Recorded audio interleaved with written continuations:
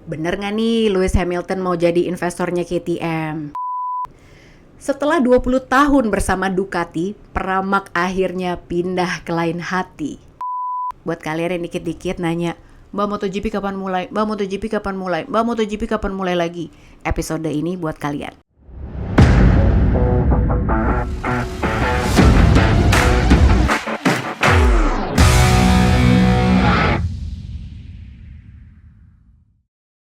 Hai, selamat datang di Pedok Talk yang hadir setiap hari Senin jam 7 malam. Tapi kalau kalian ngerasa, aduh kurang banget deh, masa seminggu cuma sekali, tambahin dong mbak. Boleh, jadi members, bayar 20.000 sebulan ya.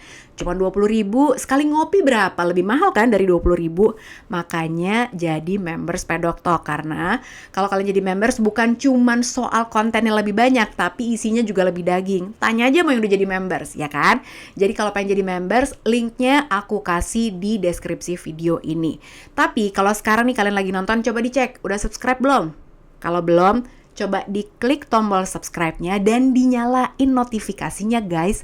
Karena di kolom komen aku masih sering banget nemuin pertanyaan-pertanyaan yang sebetulnya udah pernah dibahas di Pedok Talk. Makanya supaya gak ketinggalan, kalian nonton setiap hari Senin jam 7 biar gak skip, subscribe dan nyalain tombol notifikasinya. Supaya gak skip, karena semua yang kalian tanyain di kolom komen itu kebanyakan udah pernah aku bahas di sini ya.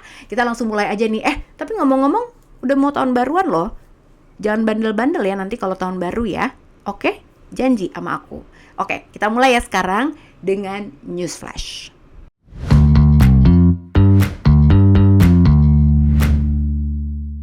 Di News Flash kali ini kita masih ngomongin soal KTM. Jadi yang lagi rame banget adalah soal Lewis Hamilton yang katanya akan menjadi investornya KTM. Apakah benar atau tidak? Yang pasti Pit Beirer udah bilang bahwa sudah ada perbincangan serius. Malah dia bilangnya concrete talks, yang artinya adalah perbincangan yang nyata. Jadi bukan hayal-hayal aja guys.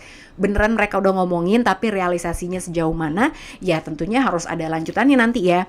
Yang pasti mereka udah ngobrol. Nah, kenapa berita ini menjadi sangat besar? Karena terdengar kabar juga bahwa Lewis Hamilton mengakhiri kerjasamanya dengan Monster Energy.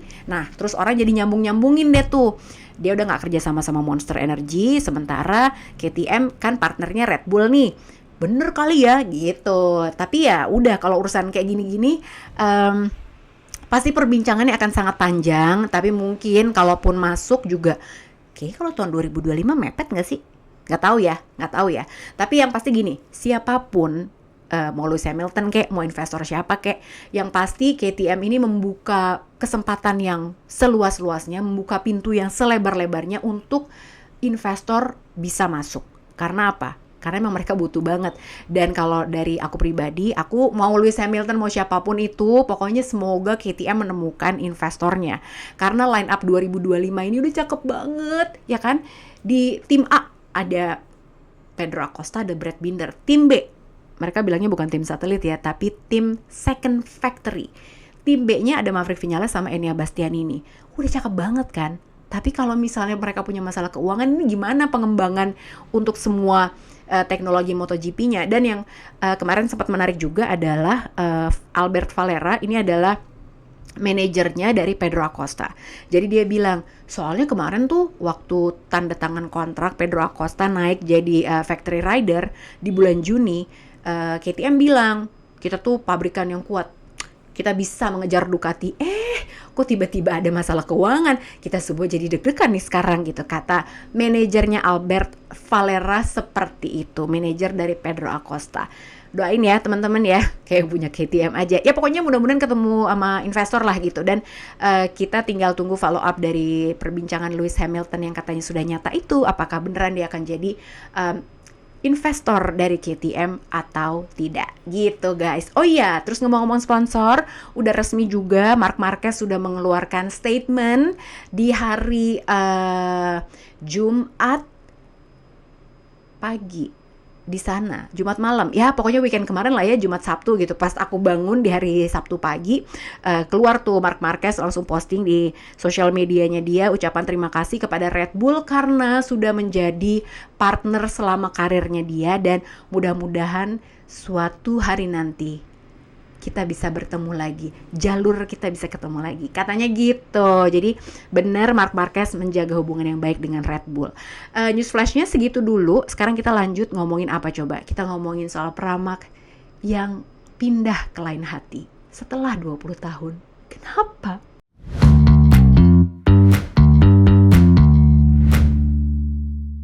Jadi gini guys, aku mau mulai dulu dari update Ducati tahun 2025. Udah sempat kemarin aku bikin reelsnya di TikTok juga udah ada, dan itu kan sebenarnya udah berita yang lama ya, tapi banyak juga teman-teman yang belum tahu. Tapi nggak apa-apa, teman-teman, mari kita biasakan pedok crew. Kalau misalnya kalian nonton, misalnya aku bikin konten reels atau di TikTok gitu kan, suka cuman singkat aja kan infonya, biasanya cuma satu topik. Nah, ada yang komen gini, yang ini mah gue udah tahu gitu. Iya nggak apa-apa kalau kalian udah tahu, alhamdulillah bagus. Tapi pasti di luar sana ada teman-teman yang belum tahu juga. Jadi yang subscribe Pedok Talk ini kan alhamdulillah banyak ya gitu. Udah 113.000 subscriber yang follow aku di Instagram, di TikTok itu juga lumayan banyak gitu. Jadi pasti di antara sekian banyak orang itu yang nggak semuanya nonton gitu, nggak semuanya ngeliat. Jadi di saat dia baru pertama kali tahu infonya, nggak apa-apa ya gitu, biarin aja gitu. Kalau kalian udah tahu nggak apa-apa ya. Nah sekarang aku akan ulangin lagi sedikit di sini update line up Ducati untuk tahun 2025 buat yang belum tahu, buat yang udah tahu duduk yang manis, oke? Jadi tahun 2024 kita lihat dulu ke tahun sebelumnya ya, di musim 2024 Ducati punya 8 motor di grid, ada 4 tim, ada Ducati Lenovo, ada Prima Pramac, ada Pertamina Enduro VR46 dan ada Gresini Racing. Ada 4 motor spek pabrikan yang dipakai Ducati Lenovo dan juga Prima Pramac. Jadi Pecco Bagnaia, Enea Bastianini, Jorge Martin dan Franco Morbidelli, mereka semua kemarin pakai GP24 karena ada 4 motor yang spek pabrikan tahun 2024. Sementara yang pakai GP23 kemarin adalah tim Pertamina Enduro VR46 dan Gresini Racing. Itu tahun 2024 ya teman-teman. Nah sekarang 2025 perubahannya di mana? Ini dia. Dari yang tadinya Ducati punya 8 motor di grid, 2025 mereka hanya punya 6 motor di grid. Dan timnya yang pakai Ducati adalah Ducati Lenovo, Pertamina Enduro VR46 dan Gresini Racing. Prima Pramac pindah ke lain hati, ke Yamaha. Bentar lagi kita ngomongin Prima Pramac, oke? Nah, yang pakai GP24 tadi di 2024 kan ada 4 yang pakai spek pabrikan ya. Di tahun 2025 hanya ada 3 rider yang pakai spek pabrikan. Pecco Bagnaia, Marc Marquez, dan satu lagi dari Pertamina Enduro VR46, dia adalah Fabio Di Gianantonio. Bukan Fermin Aldeguer ya guys, kemarin ada yang nanya, kan dia dikontrak langsung sama Ducati Corse. Ya guys, kan dia rookie. Bukan berarti kalau dikontraknya sama Ducati Corse, dia otomatis langsung pakai spek pabrikan gitu ya. Enggak gitu ya. Jadi pertimbangan kenapa akhirnya Fabio Di Gia yang dapat spek pabrikan ya karena memang dia tampil bagus meskipun kemarin 2024 dia ada cederanya gitu. Jadi di antara semua rider yang lain dianggap yang paling mumpuni adalah Fabio Di Gianantonio gitu. Sementara di tahun 2025 nanti yang pakai GP24 adalah Alex Marquez, Fermin Aldeguer dan juga Franco Morbidelli. Itu tadi adalah update dari Ducati untuk line up tahun 2025. Sekarang kita ngomongin tentang Pramac yang pindah ke lain hati. Apa alasannya?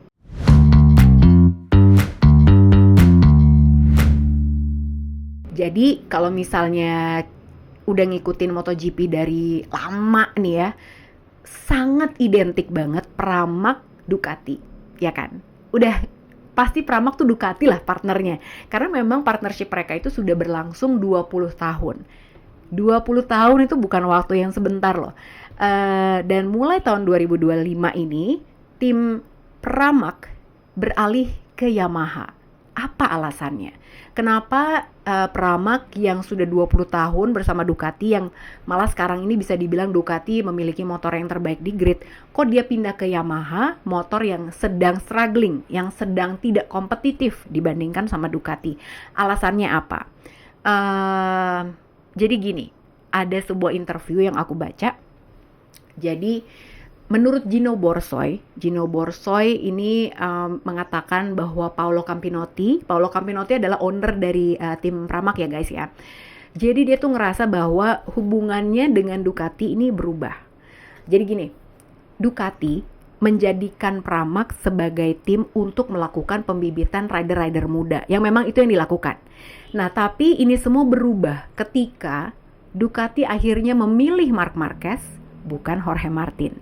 Karena idealnya, kalau dari point of view-nya Pramac ya gitu, jangan point of view kalian sebagai fansnya Marc Marquez. Ini point of view dari Pramac. Yang mana bukan gue juga nih yang ngomong ya, tapi ini dari Gino Borsoi. Dia menceritakan apa yang dirasakan sama Paolo Campinotti. Jadi di sini Prima Pramac ngerasa, loh, jadi buat apa dong kita selama ini dijadikan tim pembibitan kalau akhirnya yang dipilih justru bukan rider yang hasil pembibitan dari Prima Pramac. Akhirnya malah ngambil Marc Marquez. Nah di situ Paolo Campinotti merasa tidak sejalan lagi dengan Ducati.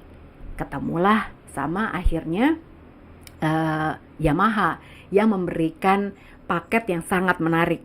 Tapi memang benar, yang membuat akhirnya Pramac meninggalkan Ducati, kontribusi yang menurut aku juga besar banget adalah keputusan Ducati yang tidak menjadikan Jorge Martin sebagai factory rider. Karena ya harusnya memang jalannya tuh ke situ, dan karena Ducati memilih hal yang lain, ya udah kayaknya emang udah nggak sejalan, dan mereka menemukan Yamaha yang ternyata visinya sama. Jadi Yamaha tuh menawarkan multi-year deal, kalau nggak salah 7 tahun akan berpartner dengan Pramac dan juga Yamaha. Dan bukan hanya di MotoGP aja guys, tapi Pramac juga akan punya tim Moto2. Jadi udah diawali dengan announcement bahwa mereka punya Tony Arbolino dan juga Izan Guevara sebagai ridernya untuk tim Moto2. Dia pakai Bosco Scuro juga sasisnya untuk di musim ini tahun 2025 maksudnya. Nanti launchingnya akan ada di Kuala Lumpur. Mereka akan sekaligus tuh 3 tim. Jadi tim Yamaha pabrikan, terus ada Pramac. Pramac tuh juga bilangnya bukan tim satelit loh, malah mereka bilangnya second factory team. Jadi ada tim Yamaha, Alex Rins, ada Fabio Quartararo, ada Jack Miller, Miguel Oliveira, sama ada tim Moto2-nya Izan Guevara sama Tony Arbolino.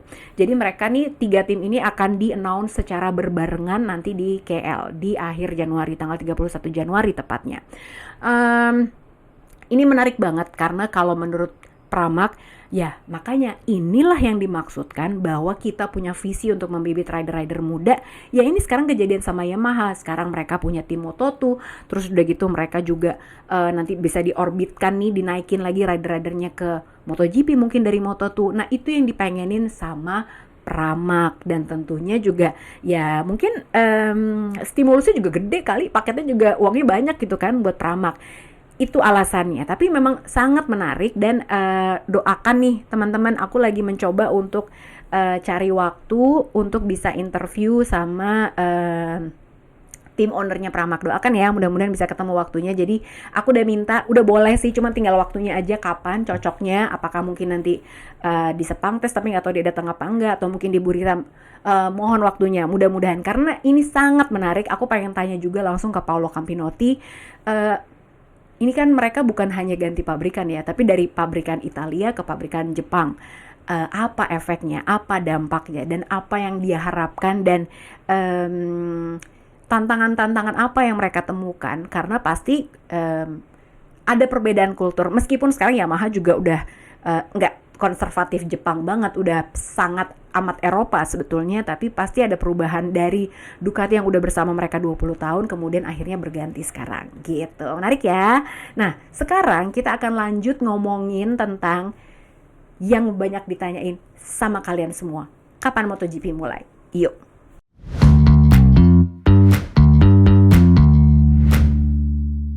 Paham banget ya kalau lagi winter break kayak gini tuh buat kita yang suka MotoGP tuh berasa hampa banget kan. Terus langsung, aduh ini kapan sih mulai lagi? Weekend tuh kosong banget gitu, nggak ada race MotoGP. Tenang, jadwal buat 2025 sebetulnya udah beredar, jadi kalian bisa cari juga, tapi aku akan rangkum buat kalian di sini. Jadi yang paling deket tuh adalah di bulan Februari, tanggal 31 Januari sampai tanggal 2 Februari 2025 akan ada shakedown test di Sepang. Jadi mulainya dari shakedown test dulu ya.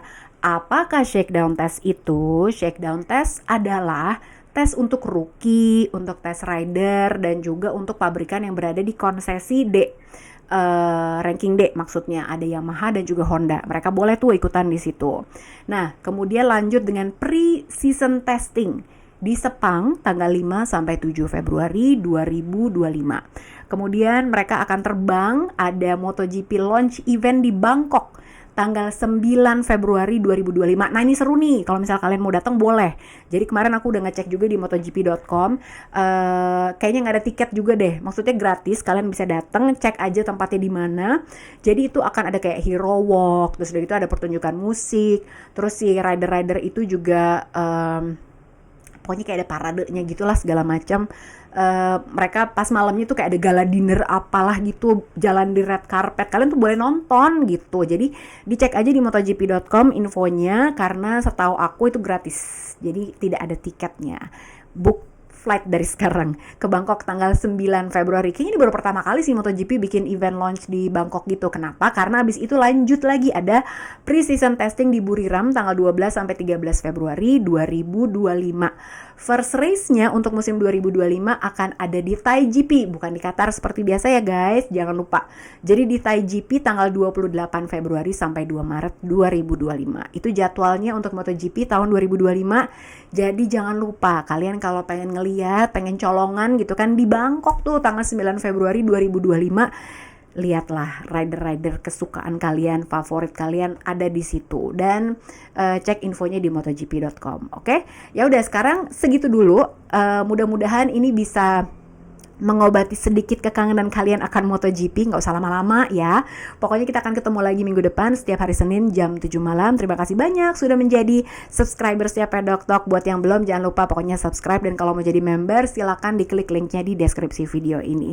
Selamat tahun baru semuanya. Ingat, jangan bandel-bandel tahun barunya, oke? 2025 pekerjaan kita banyak dan ekonomi makin sulit tahun 2025 guys. Sampai ketemu lagi. Selamat tahun baru.